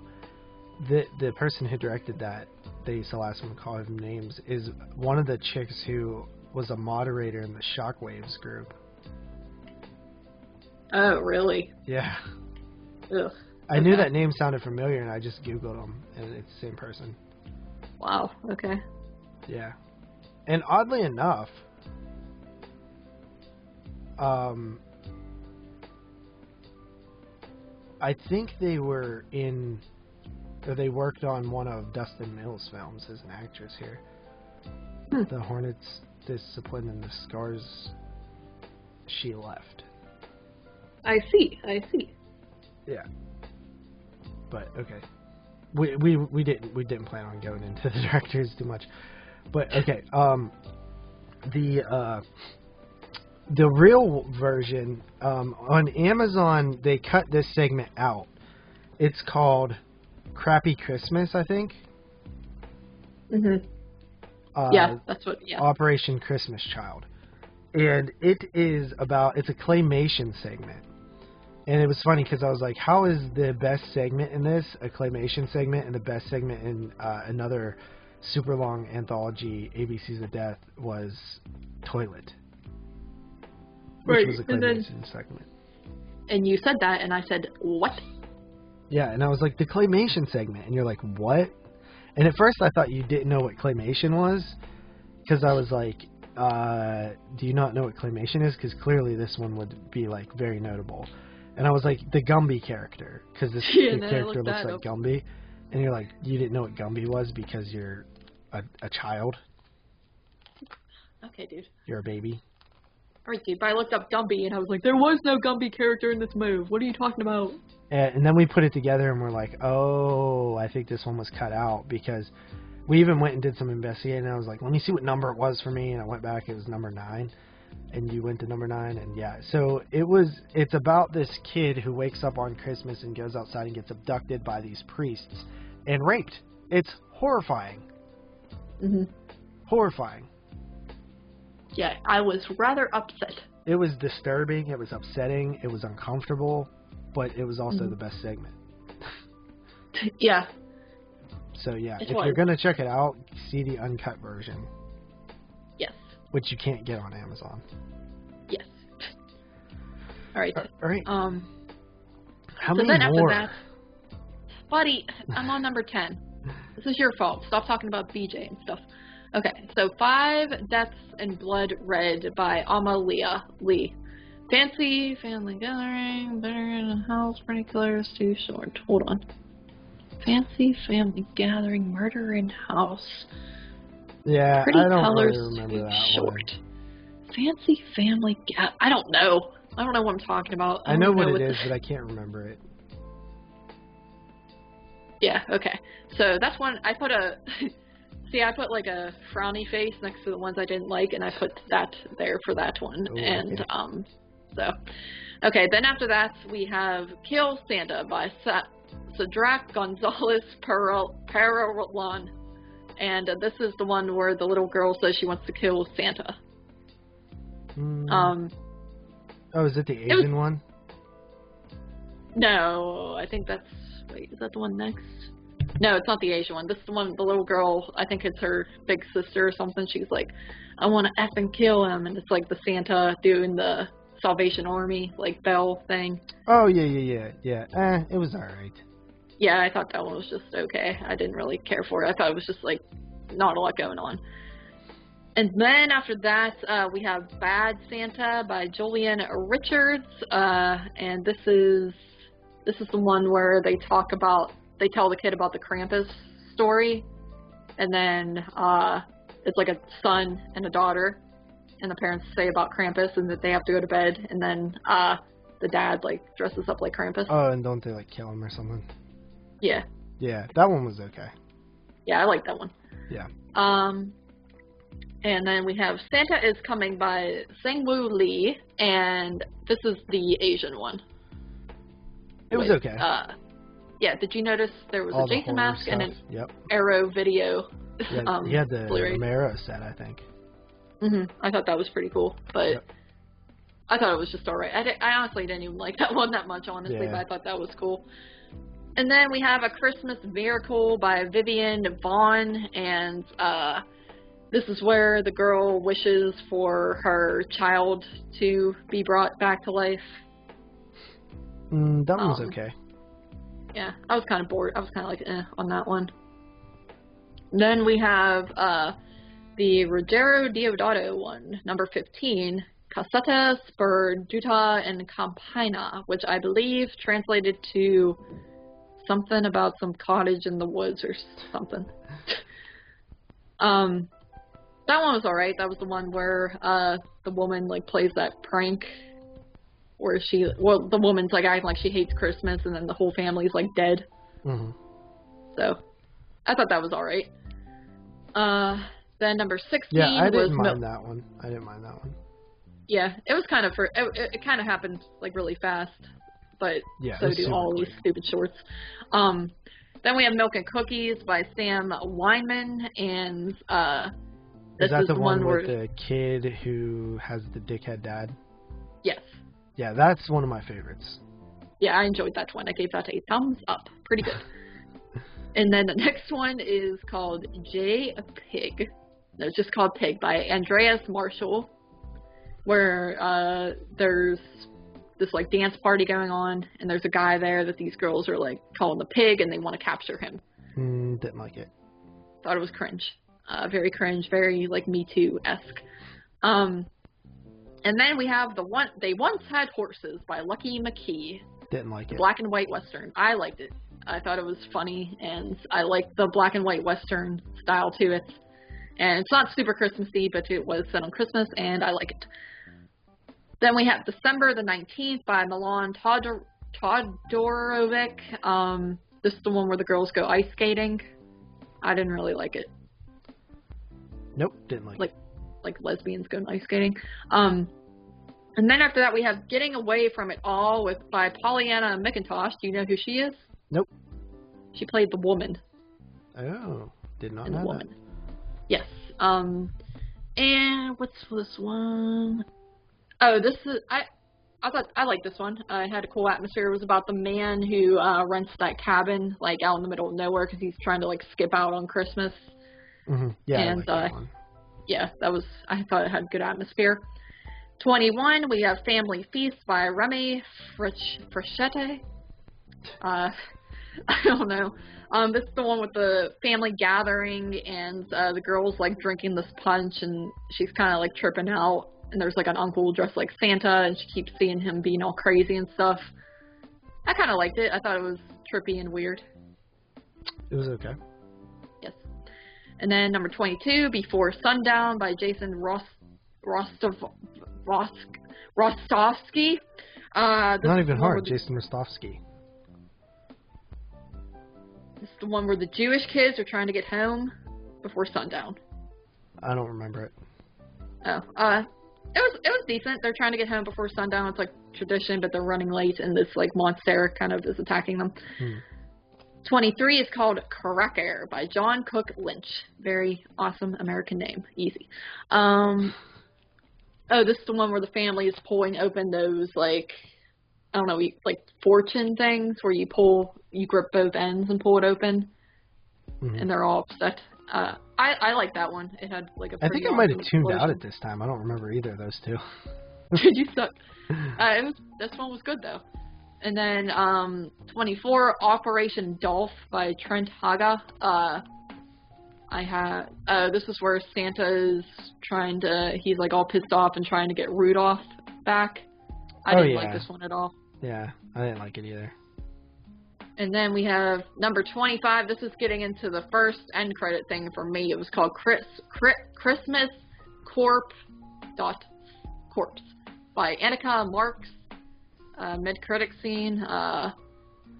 And it's like a report that's making people crazy or something. I don't really remember this one too much, honestly, and I thought it sucked. And then, lastly, 26, the second after credit scene, because we had to make...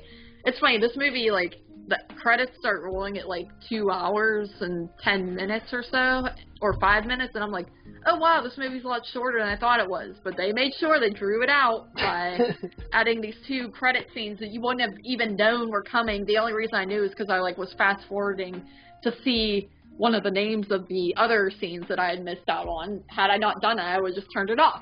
But anyway, 26 was called Ring My Bell by Alosha. Sorry, this was freaking awful too. It was like a stripper. Santa comes and is like a stripper. I don't even think I had that one. You probably didn't have, yeah. Alright, so that is that on that. Overall, it's a complete mixed bag with like maybe 1 great short and then like 5 good ones. Mm-hmm.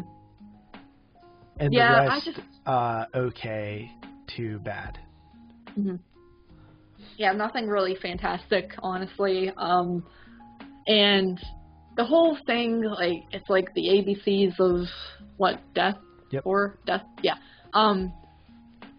Like, I just don't like it. Like, you're trying to cram too many very tiny shorts into one film, and they're just too short. Like, I'm all for shorts. I do like them. I like anthologies, but a short can be too short, and I feel like you need just a little bit more to put into it, because, you know, I saw people like, oh, well, it's okay, each segment's only 5 minutes, so if you don't like one, go on to the next one. But it's like, I don't even have time to decide if I like one or not.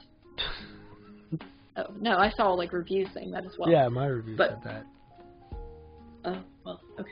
But my problem with that is, if you run into like 4 or 5 that suck in a row, then you got like 30 minutes of pain ahead of you. True. Yes. I think that this short of a format, you really have to have something. Like mm-hmm. the perfect example is the claymation segment, because mm-hmm. it has an interesting start. There's no downtime. You're not like, wow, this is stupid at any point. Or like, you're not like, this is boring. Like, the entire thing is entertaining the entire time. Yeah. There's not one wasted moment in that short. Yes. But of course, that gets cut out for being as much as it is. Yeah, but other ones too, right? Like the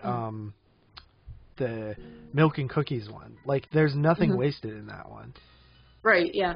So it's like, right. You either have to have like a good short story that you're telling, or you can't waste any time. You cannot waste time in a short film. You just can't. Mm-hmm. So you don't have time to build characters and to build atmosphere and to have like long shots or anything. Like, just get to the point, you know, have something short and creative. And I feel like a lot of these people miss that. But it's just, like, that's why I didn't hate Rogerio Deodato's too. It got really to the point. I think it's probably the shortest one in there. Mm-hmm. It wasn't phenomenal or anything, but at least it didn't waste my time. Yes, I hear you. So at the end of the day, I think that this is, and even like the Hunchback one, that one was cool. Didn't waste my time, went by fast. At the end of the day, I think that this format just doesn't work. Like, you just have to, like, the concept of just getting a bunch of indie filmmakers to make a short and get 24 of them, if everybody's not doing something great, it's just never going to work. It didn't work with ABC's of Death. It didn't work with ABC's of Death 2. And in my opinion, it doesn't work with Deathcember.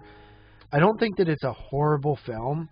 I think that it's worth your time, if only for curiosity's sake, on Christmas, to sort of watch in the background and be like, oh, what's this one? You know, like that type of thing. Mm. But to actually sit down and watch 2.5 hours of this is actually painful. Yeah. I agree. So, let me see if we have Letterboxd reviews. Favorite time of the night.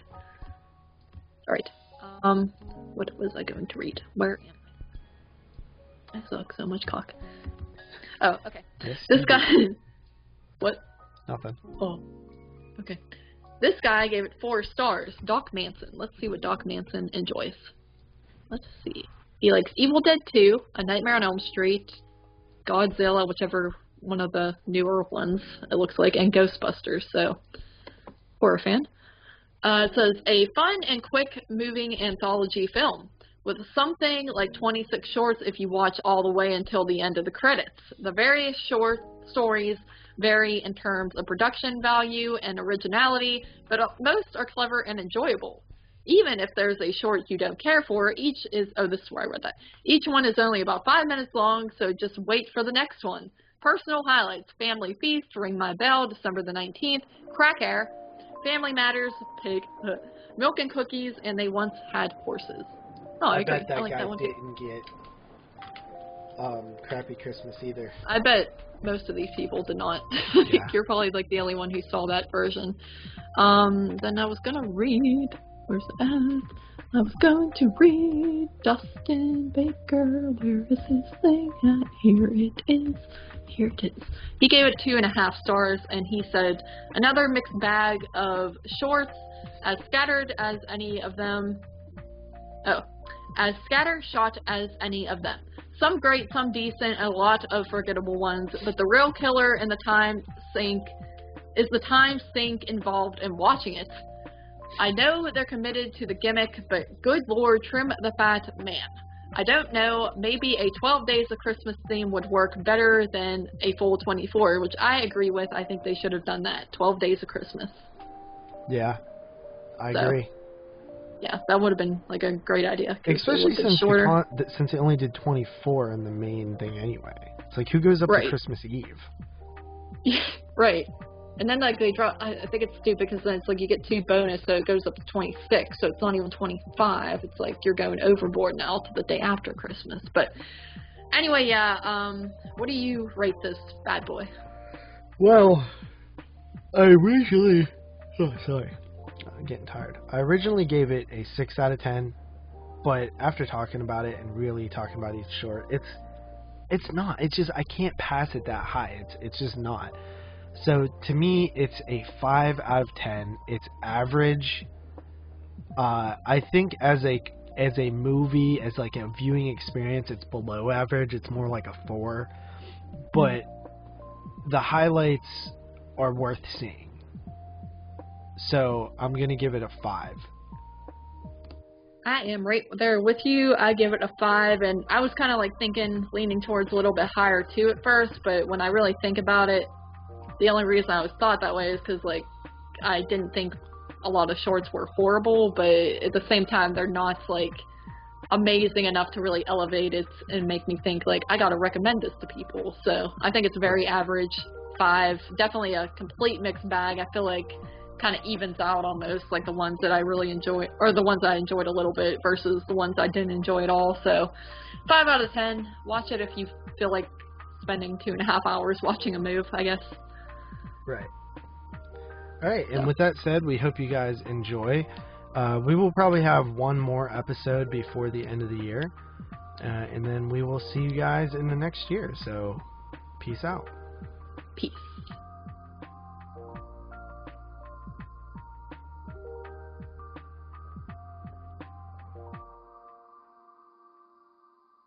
Welcome back to His and Hers Movie Podcast. This is episode number 47. Severin. Funny, I said 47. But I am not laughing right now. Come on. This is only the first time I messed up. Dude, that was like the 15th time. Welcome back to His and Hers Movie Podcast. This is episode number 47, featuring... Damn. Buddy, this isn't funny. What? Come on, this is not the time to drop the ball. I'm not. Wait, I'm dropping the ball like they do Yeah. at Madison Square Garden. What? Isn't that where they drop the ball? I don't know. What ball? Oh, the Times Square? Times Square. Damn it. You're stupid as hell. Madison Square Garden is in New York, damn it, I think. I don't really know, I think. Alright, you ready? Yes! Aren't all gardens semi-square? Bunny! Okay.